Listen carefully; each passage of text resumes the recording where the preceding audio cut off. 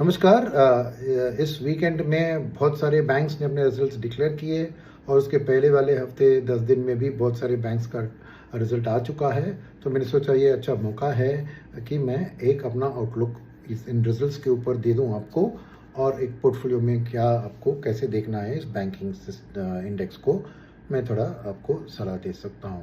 तो मेरे ख्याल में जो तक अब रिजल्ट्स आए हैं वो ठीक ठाक है। पहली बात है, मैं इंडिविजुअल कंपनीज की बात नहीं करूंगा, सेक्टर की बात ही करूंगा।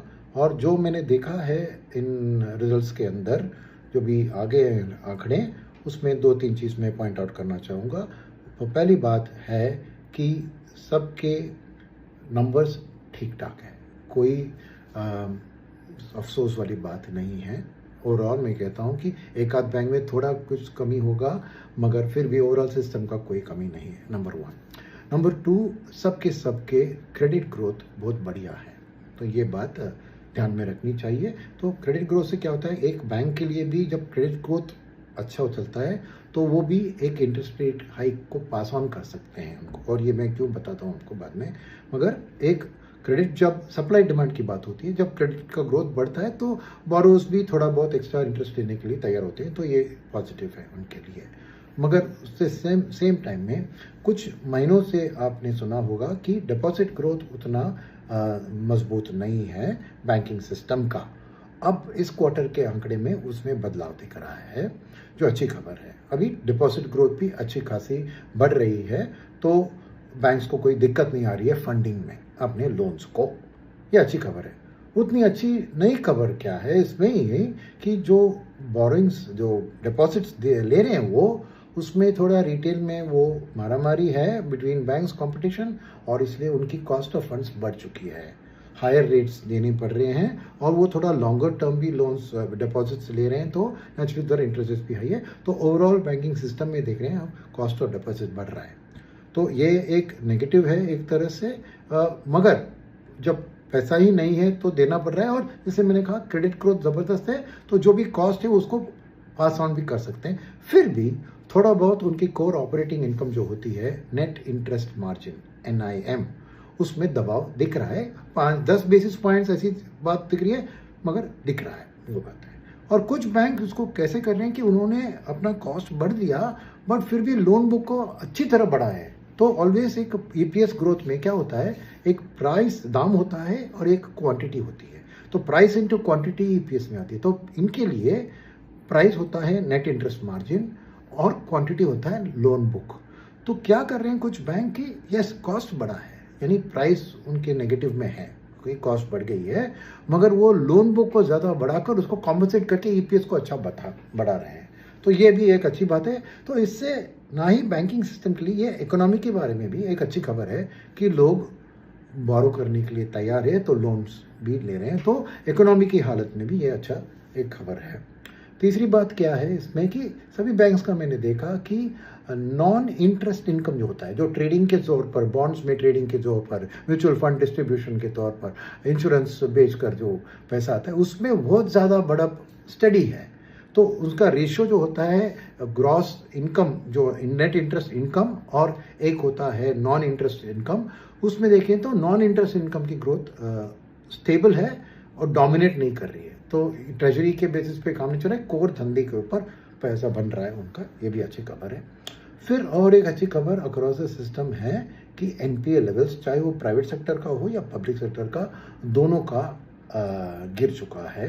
प्राइवेट सेक्टर में क्योंकि वो अच्छे दिनों में प्रोविजन अच्छा कराकर उसको एडजस्ट करके मैनेज कर रहे हैं अपना NPA लेवल को, और पब्लिक सेक्टर में कुछ सालों से ही उन्होंने अपना राइट ऑफ का सिलसिला शुरू किया, एक नेगोशिएटेड सेटलमेंट आके लोन्स, बैड लोन्स को निकाल कर अभी क्लीन और हेल्दी बुक, जो बहुत सालों में आज उनकी इतनी अच्छी एक NPA लेवल नहीं दिख रही थी। तो ये क्रेडिट क्वालिटी का सिलसिला ना ही बैंकिंग सिस्टम के लिए अच्छी खबर है, मगर इकोनॉमी के लिए भी अच्छी खबर है कि कॉर्पोरेट्स और रिटेल जो बोरो कर रहे हैं, अभी भी उतना डिफॉल्ट परसेंटेज बढ़ नहीं रहा है जो भी हो रहा है।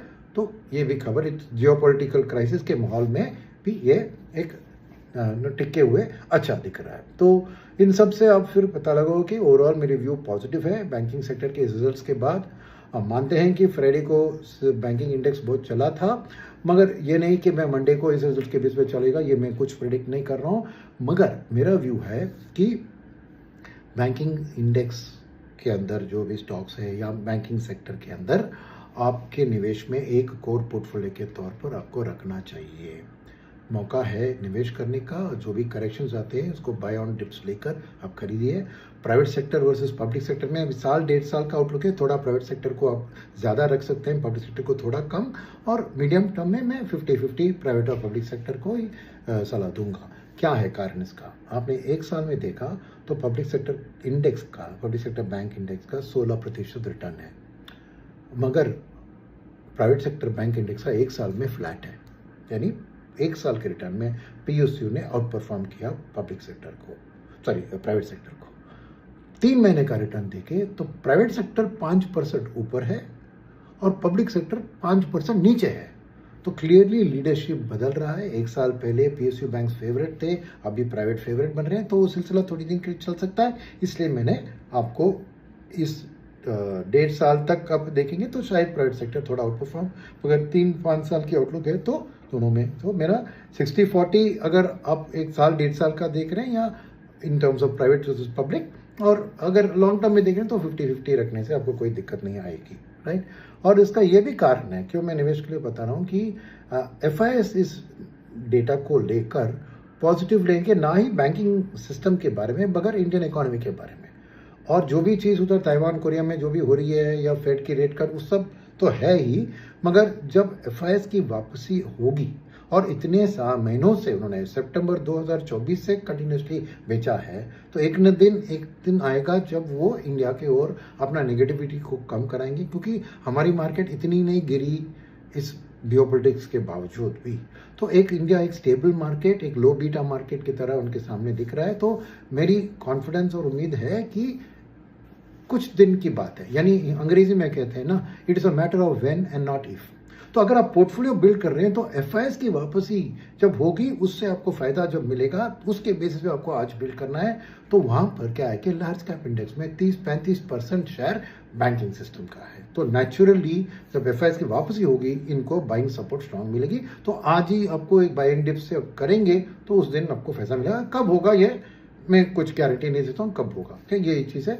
और फाइनली मैं कहूँगा कि जब वो आप BFSI स्पेस की बात करते हैं, मैंने तो खाली लेंडिंग बैंक की एनालिसिस की है, मगर ओवरऑल आप देखें तो नॉन लैंडिंग साइड भी बहुत इंपॉर्टेंट है, क्योंकि वहाँ पर आपको एसेट मैनेजमेंट कंपनी भी है, म्यूचुअल फंड डिस्ट्रीब्यूशन कंपनीज भी है, वेल्थ मैनेजर्स भी है, इंश्योरेंस कंपनी भी है, स्टॉक मार्केट एक्सचेंजेस भी है, बहुत सारे हैं। तो डाइवर्सिफाइड रख के BFSI स्पेस के अंदर पर निवेश करेंगे तो भारत की भविष्य की बढ़त के साथ FIS की वापसी जब होगी आपको उसका फायदा मिलेगा। इसलिए कोर आपके पोर्टफोलियो में मैं बैंकिंग एंड फाइनेंशियल सर्विसेज को एक हिस्सा आप रख लीजिए, यही मैं सलाह दूंगा। ये जो रिजल्ट्स आने के बाद भी मेरी व्यू उसमें मजबूत हुई है। धन्यवाद।